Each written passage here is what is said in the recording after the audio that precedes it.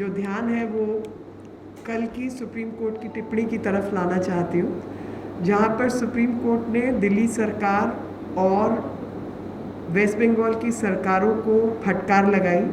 और फटकार का कारण ये था कि इन दोनों सरकारों ने जो बच्चे अनाथ हुए हैं उनका डेटा तक अपलोड नहीं किया है। पीएम केयर्स के माध्यम से जो बच्चों के माता पिता इस दौरान मार्च के महीने से अब तक गुजर चुके हैं और तकलीफ़ में है वो बेचारे मासूम बच्चे, उनको सहायता मिलनी चाहिए। कोई भी व्यक्ति जिसमें थोड़ी भी इंसानियत बाकी है वो चाहेगा कि इस पर जल्दी से जल्दी कार्रवाई हो, क्योंकि बच्चे रुल सकते हैं, बिखर सकते हैं और चाइल्ड ट्रैफिकिंग से लेके कोई भी गलत गतिविधि के शिकार हो सकते हैं।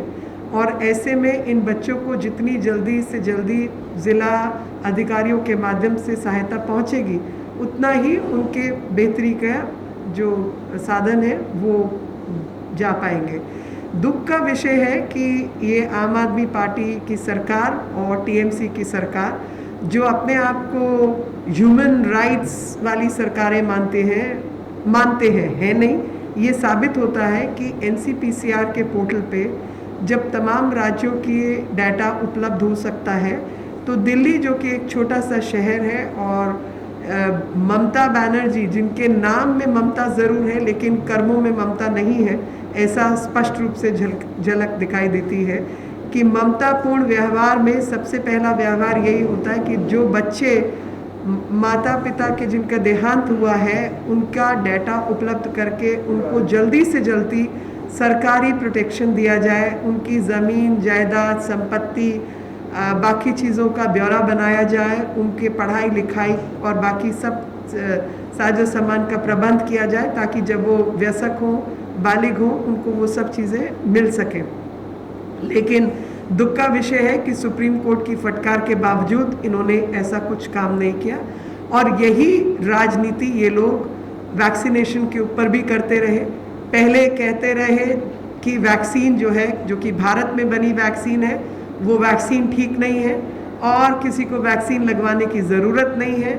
उसके बाद जब महामारी फैल गई तो फिर कहा कि वैक्सीन लगाने के और वैक्सीन खरीदने का जो तंत्र है वो आप राज्यों के हाथ में दो। फेडरलिज्म के तहत राज्य अपनी अपनी वैक्सीन खुद मैनेज करेंगे, और ये राइटिंग में इनकी चिट्ठियाँ हैं। और उसी के बाद जब ये नाकामयाबी इनके सामने आई और इनको पता चला ना ये वैक्सीन प्रोक्योर करने का दमखम रखते हैं, ना ही लगाने का और आगे इस प्रोग्राम को बढ़ाने का, तो इन्होंने केंद्र सरकार को चिट्ठी लिखी कि वैक्सीन का इंतज़ाम आप करें। और केंद्र सरकार ने वैक्सीन उपलब्ध करा के 21 से 18 से 45 वालों के लिए भी उपलब्ध कराने का काम किया।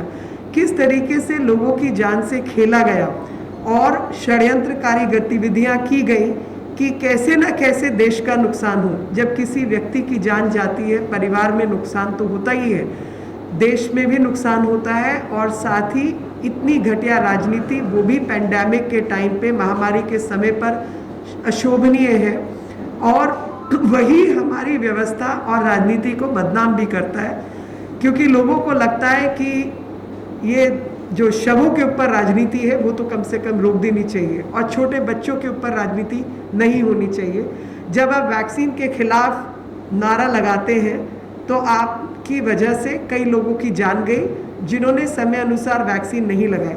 84% से अधिक मरने वालों की संख्या जो है वो सीनियर सिटीजन्स की है। तो अगर सीनियर सिटीजन्स को तरीके से वैक्सीन स्पीड के साथ लग गई होती तो वो शायद मृत्यु नहीं हुई होती। और उसी प्रकार उस वक़्त कॉन्फ्लिक्ट पैदा करने के लिए जानबूझ के 18 से 44 का विषय इन्होंने उठाया कि 18 से 45 वाले को लगाओ। और जब उसकी भी उपलब्धता जून के महीने से 21 तारीख से केंद्र सरकार ने करवा दी है, तो उस पर भी राजनीति की इसका नाम क्यों, उसका नाम क्यों। अरे भाई, जनता का पैसा तो है ही, लेकिन जनता का पैसा जनता की योजनाओं में सही तरीके से लग जाए, ऐसा जो उपलब्धि है वो राजनीतिक शासन में काम करने वालों की रहती है। आप अक्षम हैं, ये स्पष्ट हुआ क्योंकि आपका वैक्सीन का प्रोग्राम फेल हुआ और आप अक्षम हैं, वो भी प्रूव होता है कि जो बेचारे बेसहारा इस वक्त बच्चे हैं जिनके माता पिता का देहांत हुआ है, उनके प्रति आपके हृदय में कोई ममता नहीं है। और मुझे ये भी बात समझ आती है कि दिल्ली सरकार के पास तो लगता है कोई डिपार्टमेंट नहीं है, क्योंकि उनका हेल्थ बजट, स्वास्थ्य बजट से लेके बाकी तमाम चीज़ें सब सिवाय एडवर्टाइजमेंट के कहीं और खर्च नहीं हो रही।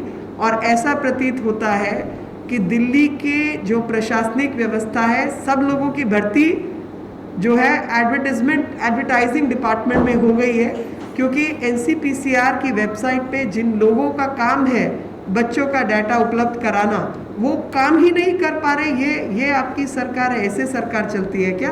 और यही क्या आम आदमी पार्टी की उपलब्धता है कि सुप्रीम कोर्ट से लेकर हाई कोर्ट से लेकर तमाम जो भी व्यवस्थाएं हैं, वहाँ पर लगातार स्पष्ट हुआ कि जिन लोगों ने ऑक्सीजन के चलते मिसमैनेजमेंट किया, आज वो ऑक्सीजन प्लांट का श्रेय लेने के लिए अपनी फोटोएं खिंचवा रहे हैं, लेकिन किसी को नहीं पता कि कितने लोगों की जो मृत्यु हुई है वो समय पर सप्लाई नहीं पहुंचने के कारण हुई, और जिसके लिए स्पष्ट रूप से, सीधे रूप से दिल्ली सरकार जिम्मेवार थी और अब अपना आंकड़ा जस्टिफाई करने के लिए उल्टी सीधी रिपोर्ट्स बना रही है।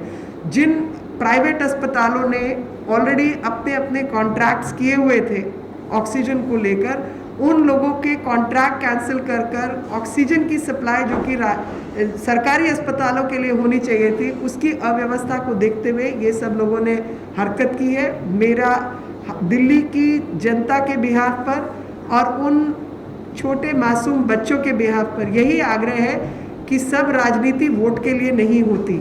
मान लिया कि आपने प्लान बनाया जहां वोट वहां वैक्सीन, तो इसका मतलब क्या है कि जिन लोगों के पास वोट नहीं है आप उनका ध्यान नहीं रखेंगे, क्योंकि बच्चे वोटर्स नहीं हैं।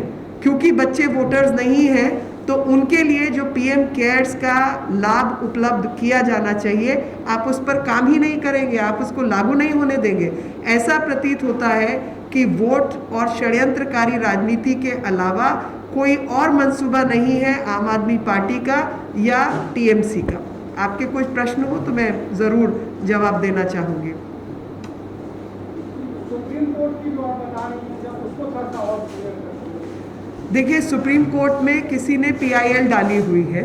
उस पीआईएल में ये कहा गया कि जो बच्चों के माता पिता का देहांत हो गया है, जिनका जो अनाथ हो गए हैं, उनके लिए क्या कुछ प्रबंधन होना चाहिए, क्योंकि वो आंकड़ा भी एक अंदाजे से आंकड़ा है, तकरीबन 30-35 हज़ार ऐसे मासूम बच्चे हैं।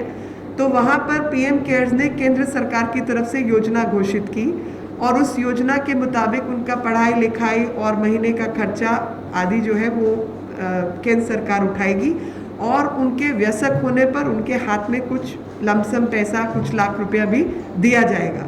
लेकिन वो स्कीम के हकदार कौन बच्चे होंगे? एक कोऑपरेटिव फेडरलिज्म की दृष्टि से देखा जाए तो राज्य की सरकारों ने वो आंकड़ा केंद्र सरकार को उपलब्ध कराना है ताकि ये सब लाभ उन बच्चों को मिल पाए। लेकिन सुप्रीम कोर्ट इसको मॉनिटर कर रहा है। योजना केंद्र सरकार की है, डाटा उपलब्ध कराना और मैनेजमेंट जो है वो राज्य सरकारों का रहने वाला है। लेकिन राज्य सरकार, दो राज्य सरकार, वेस्ट बंगाल की राज्य सरकार और दिल्ली की राज्य सरकार, दोनों ने ये डाटा सुप्रीम कोर्ट के आगे उपलब्ध नहीं कराया। और एनसीपीसीआर जो कि नेशनल चाइल्ड राइट कमीशन है, protection of child right commission है, उनकी वेबसाइट पे ये डाटा जाना चाहिए, क्योंकि वो एक नोडल बॉडी है इन सब के मैनेजमेंट के लिए।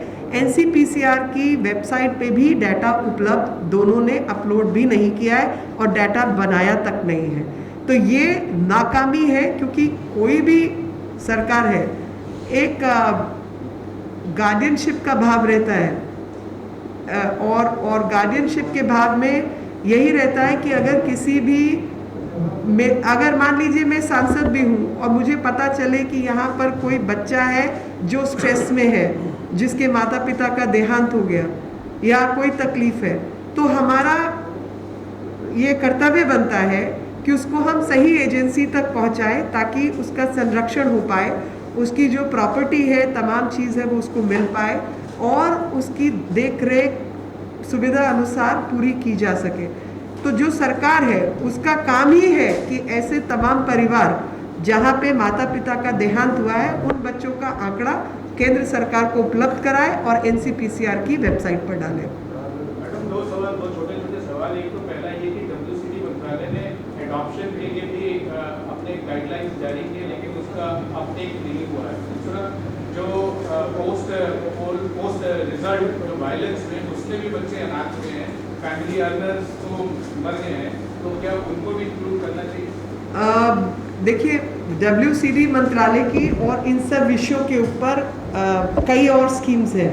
जो बच्चे अनाथ हैं किसी भी कारण से, उनके लिए अलग स्कीम्स राज्य सरकार वो चलाती है। उनको भी संरक्षण प्राप्त होना चाहिए, ये बिल्कुल स्पष्ट है, इसमें कोई दो राय नहीं है। लेकिन वायलेंस जहाँ पर हुआ, चाहे वो बंगाल में हिंसा की बात की जाए या फिर अन्य विषय हैं, उन बच्चों को भी संरक्षण मिलना चाहिए और उनका डाटा भी उपलब्ध होना चाहिए। क्योंकि सिंगल पेरेंट है और सिंगल पेरेंट में मान लीजिए पिता की मृत्यु हो गई या हत्या हो गई और वो अब माता जो है अपने बच्चों को प्रोटेक्शन नहीं दे पा रही, कहीं ना कहीं खुद असुरक्षित है तो बच्चों की देखभाल नहीं कर पा रही, तो ऐसे बच्चों को भी प्रोटेक्शन मिलना चाहिए और राज्य सरकारों को उनकी भी युक्ति निकालनी चाहिए। और ऑलरेडी ऐसी बहुत सारी स्कीम्स चलती है जिसमें जुवेनाइल होम्स, रेजिडेंशियल स्कूल्स, सब व्यवस्था है। और जहाँ तक आपने दूसरा बहुत महत्वपूर्ण विषय उठाया कि बच्चों के एडॉप्शन को लेकर, तो बच्चों के एडॉप्शन को लेकर इसी से रिलेटेड है चाइल्ड ट्रैफिकिंग। क्योंकि नियम अनुसार बच्चों का एडॉप्शन जो है वो एडॉप्टिंग एजेंसी के थ्रू किया जाना चाहिए, नहीं तो चाइल्ड ट्रैफिकिंग एक बहुत कॉमन चीज़ है और बहुत ही असुरक्षा का माहौल ऐसे बच्चों के लिए पैदा होगा। जहाँ पर मान लीजिए व्हाट्सएप के ऊपर लोग मैसेज भेजते हैं कि 2 साल की ब्राह्मण बेटी जिसके माता पिता का देहांत हो गया, कोई भी अडॉप्ट कर लो। अबे ऐसे कोई भी अडॉप्ट नहीं होता है, उसका एक लीगल फॉर्मेट है ताकि कल को उसका शोषण ना हो पाए। ऐसे माता पिता जो कि निगरानी में सरकार की रहे, जो उसका अगर कोई प्रॉपर्टी या अधिकार बनता है इनहेरिटेंस के द्वारा तो 18 के बाद उसको वो मिल पाए, ये सब काम प्रशासन का काम है।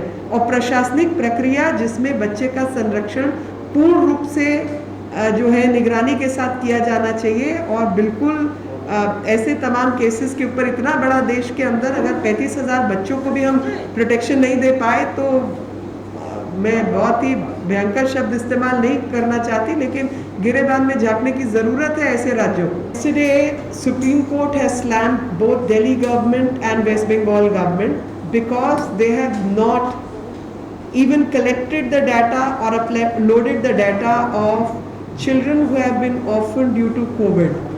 And this we all must understand, it's a sad state of affairs because children who need protection and who have no one to protect, the state as a parents patry and under parents patry jurisdiction has to offer the protection to such vulnerable children. And if we do not do that, we'll be failing in our duty, which Supreme Court yesterday mentioned that both these states who claim to be humanist, and including the Chief Minister of Mamata Banerjee, whose name is Mamata, which is about maternal instinct. I do not know how women with maternal instinct can miss out on the maternal affection towards children who have lost both parents. The worst case scenario is about these children who become vulnerable class can actually be trafficked or die of hunger, starvation, and any kind of wrong can happen to them. So the administration has to quickly find these children, give them protection, enlist their properties and bring them under the PM CARE scheme, which is a centrally monitored scheme, and that monitoring is right now being monitored directly by the Supreme Court. So PM CARES is a centrally governed scheme where some amount of money will be given to the children per month basis, so that they get the protection. And when they become adult, a certain sum of money will be given to them, and whatever are their properties, etc., can be secured with someone so that they can later collect it whenever they become adults. These things have to be managed and procured by the district administrative officers.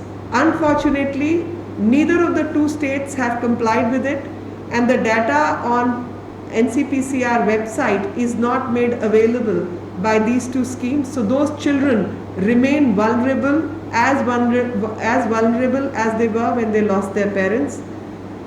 We must see that whether it's vaccination, where the flip-flop policy of West Bengal government is for everyone to see. First they say we want more powers to procure vaccine and run our own vaccination program.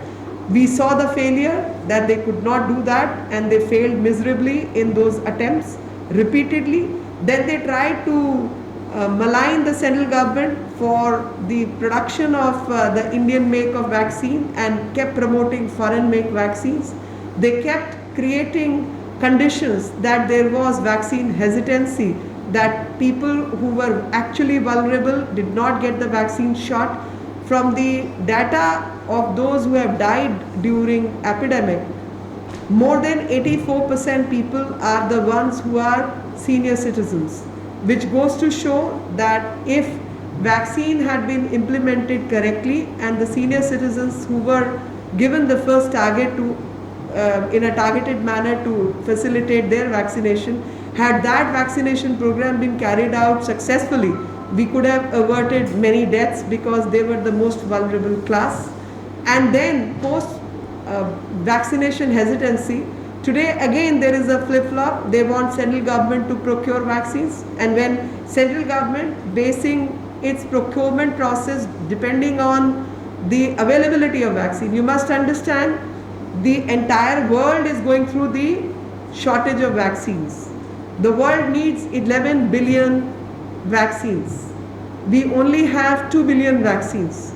By God's grace, India has its own vaccines. So we are able to cater to that number, and we are 130 crore people. So we can cater to our numbers because of our own production. Otherwise, imagine what condition would have occurred in India, where we have a large population of 130 crore vaccine and there is a vaccine shortage.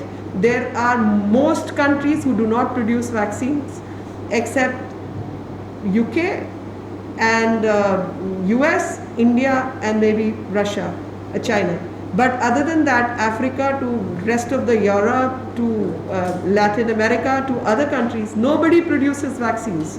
And with this kind of shortage which world is facing today, opposition's role has been more of someone creates impediments and for political benefit they can do anything. I remember the announcement made by the Delhi CM where he said, "Jahan vote, wahan vaccine." So vote and vaccine are connected.